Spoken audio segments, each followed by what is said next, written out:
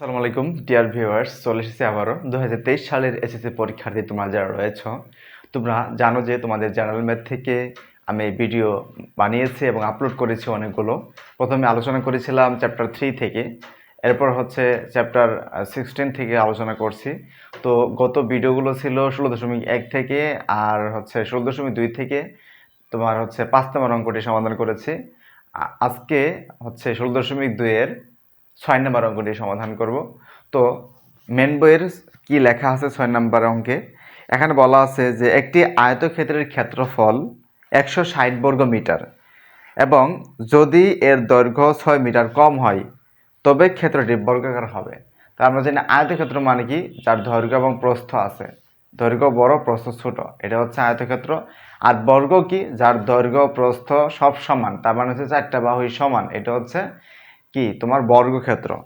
তো আমরা আগে এখানে দৈর্ঘ্য প্রস্থ বলছে, আয়তক্ষেত্রের দৈর্ঘ্য এবং প্রস্থ নির্ণয় করো। তো আমরা ধরে নিই যে আয়তক্ষেত্রের দৈর্ঘ্য x মিটার, প্রস্থ y মিটার। তাহলে লিখি কত নাম্বার? 6 নম্বর অঙ্ক। মনে করি আয়তক্ষেত্রটির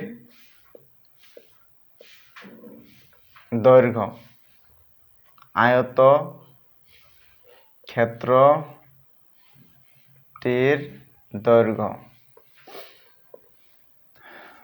কত? x মিটার ধরে নিব, is equal to x metre.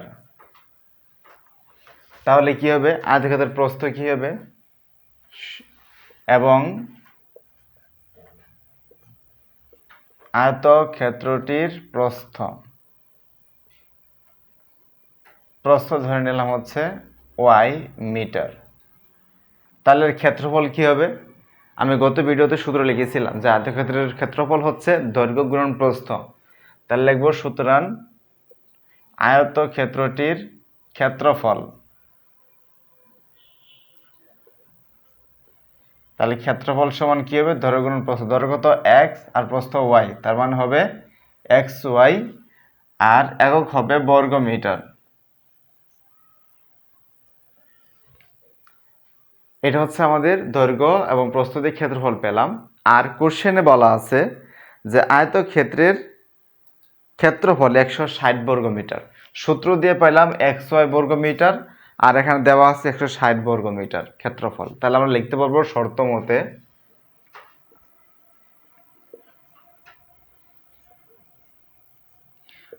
মতে হচ্ছে xy ইজ ইকুয়াল টু 160 বর্গ মিটার। তো আমরা এটাকে একটা সমীকরণ দিয়ে রাখি। এরপরে বলা আছে যদি এর দৈর্ঘ্য 6 মিটার কম হয়, এখানে দৈর্ঘ্য কত? x, তাহলে এখান থেকে কম মানে মাইনাস। যদি 6 মিটার কম হয় তবে ক্ষেত্রটি বর্গাকার হয়, তার মানে দৈর্ঘ্য যা প্রস্থ তা হয়ে যায়। তাহলে এবং লিখতে পারবো যে দৈর্ঘ্য কত? দৈর্ঘ্য ছিল x, কত মিটার কম? 6 মিটার কম মানে মাইনাস, আর 6 মিটার ইজ ইকুয়াল টু মানে x মাইনাস 6। এটা কার সমান হয় বলছে? এটা তখন বর্গাকার হয়ে যায়। তাহলে বর্গাকার মানে কি? বর্গক্ষেত্র। তাহলে যদি 6 মিটার কম হয় তাহলে কি হয়? x মাইনাস 6, তাহলে বর্গাকার মানে বর্গাকার হয়ে যায়। তাহলে এটা যদি দৈর্ঘ্য যখন x মাইনাস 6, প্রস্থ তখন কি? y। তার মানে x মাইনাস 6 কার সমান হবে? y এর সমান হবে। কেন? তার কারণ হচ্ছে আয়তক্ষেত্র ছিল কতটুকু? ধরো এইটুকু হচ্ছে আয়তক্ষেত্র, এই টোটালটা হচ্ছে x মিটার, আর এটা হচ্ছে কি? y meter. এখন যদি এখান থেকে কয় মিটার কমে যায়? 6 মিটার কমে যায়, তাহলে এখান থেকে 6 মিটার বাদ দিলাম, থাকে কত? এইটুকু না? এইটুকু কি হবে? x minus 6। আর এখানে কি তখন বর্গাকার হয়ে যায়, তার মানে এই যেটুকু বর্গ, মানে এখানে দৈর্ঘ্য যত প্রস্থ তত, এই বাহুগুলা সমান। এই জন্য বলতে পারি যে যখন x মিটার থেকে দৈর্ঘ্য, যেহেতু x মিটার, এখান থেকে যখন 6 মিটার কমে যাবে তখন তার অন্য বাহুর সমান হবে। তাহলে অন্য বাহু কি? y এর সমান হবে। এরপর আমরা এখান থেকে লিখতে পারি যে x ইজ ইকুয়াল টু, না x রাখা দরকার নেই, এটা আমরা সমীকরণ 2 দিতে পারি। তাহলে এখন 1 এবং 2 নং সমীকরণ থেকে আমাদের কি করতে হবে?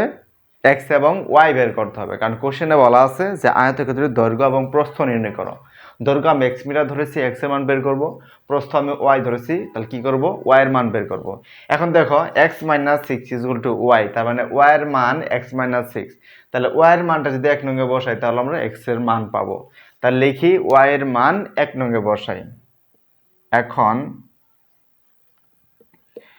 y এর মান কি করব, 1 নং এ বসাবো, 1 নং এ বসাই। তাহলে 1 নং এ বসালে কি হয়, 1 নং কি আছে, x y, তাহলে x এর জায়গায় x থাকবে, ইনটু x আর y কিন্তু গুণ আছে, তাহলে গুণ বসাই, কারণ বসাবো y এর মান, y এর মান কত, x - 6, তাহলে আমরা লিখব যে x - 6 = কত, 160।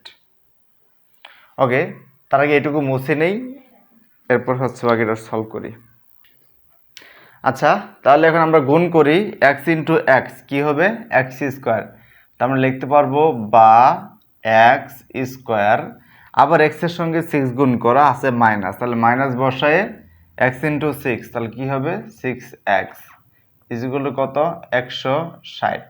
160 কে বাম পাশে আনি, তাহলে বামে কি থাকে, x² - 6x, আর এটা যদি বাম পাশে আনি তাহলে -160 = 0 হবে। এখন আমাদের কি করতে হবে, উৎপাদকে বিশ্লেষণ করতে হবে।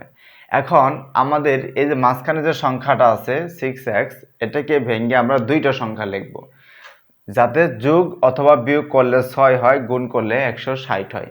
এখন আমি যদি একটা 10 লিখি, ধরো 10x লিখি, আর এটা হচ্ছে তোমার হচ্ছে কত, 16, তো একটা 16x লিখি, তাহলে কি হয় দেখো, 16x থেকে তুমি 10x বাদ দাও, তাহলে কত থাকবে, 6x থাকবে। আর 16 আর 60 গুণ করো, মানে 16 আর 10 গুণ করো, 160 হয়ে যাবে। তো আমরা কি করব, এই 6x এর পরিবর্তে 16 লিখবো এবং 10x লিখবো। তারপরে কি লিখতে পারি, বা x² হচ্ছে কত, 16x, আর এটা হচ্ছে 10x - 160 = কত, 0।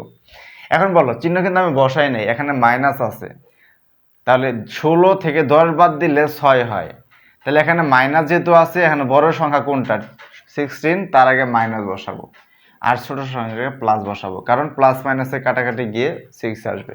তাহলে -16 থেকে +10 বাদ দিলে কত হয়, -6, এই জন্য আমরা এভাবে লিখবো। এখন এই দুইটা থেকে কি কমন যায়, x কমন যায়, x কমন নিলে কত থাকে, x - 16, এখান থেকে কি কমন যায়, 10 কমন যায়, 10 কমন নিলে কি থাকে, x - 16 থাকে, ব্র্যাকেট ক্লোজ = 0। তো এখন দেখো, x - 16, x - 16 দুইটা মিলে আমরা কয়টা লিখবো, একটা লিখবো, তাহলে কি থাকে, x + 10 = কত, 0। এখন আমরা লিখতে পারি যে হয় অথবা, তাহলে হয় কি, x - 16 = 0, তার মানে x = 16 কি হবে, মিটার। অথবা আরেকটা কি আছে, x + 10 = 0, তার মানে x = -10। এখানে যে x এর মান -10 বের হইলো আর x এর মান 16 বের হইলো। এখন কথা হচ্ছে কোনটা গ্রহণযোগ্য হবে। আমরা জানি যে দৈর্ঘ্য কখনো, দূরত্ব কখনো কি হয় না, ঋণাত্মক হয় না, তার মানে এই মানটা আমাদের গ্রহণযোগ্য হবে না, এটা গ্রহণযোগ্য নয়, এই মানটা আমাদের গ্রহণযোগ্য নয়। তাহলে গ্রহণযোগ্য হবে কোনটা, গ্রহণযোগ্য হবে x এর মান 16। তাহলে x কারে ধরছিলাম, x ধরছিলাম আয়তক্ষেত্রের কি, দৈর্ঘ্য ধরছিলাম, তাহলে লিখবো সুতরাং, তার আগে আমাদের কাজ করতে হবে, x এর মান যদি 16 ধরে নিয়েছি, আমাদের y এর মানটা লাগবে, তো x এর মান আমরা 2 নং এ বসাই। 2 নং কি ছিল, 2 নং এ ছিল x - 6 = y, তাহলে x এর মান যেহেতু পেয়ে গেছি, এই 2 নং এ আমরা x এর জায়গায় মান বসাবো, তাহলে y বের হয়ে যাবে। তো আমরা কি লিখবো, যে x এর মান, তাহলে লিখি আবার কার মান, x এর মান, x এর মান কই বসাবো, 2 নং এ বসাবো, 2 নং এ বসাই। তাহলে 2 নং কি ছিল, x - 6 = y, x এর জায়গায় 16, তাহলে 16 বসালাম, মাইনাস কত, 6 = y, 16 থেকে 6 বাদ কত থাকে, 10 = y, তার মানে ফাইনালি আমরা y এর মান পেলাম কত, 10 মিটার। তাহলে আমরা কি লিখতে পারবো, এক্স এর মান ওয়াই এর মান দুইটাই পেয়ে গেছি। এটা হচ্ছে 16 মিটার। তাহলে আমরা লিখবো যে আয়তক্ষেত্রের, সুতরাং আয়তক্ষেত্রের দৈর্ঘ্য,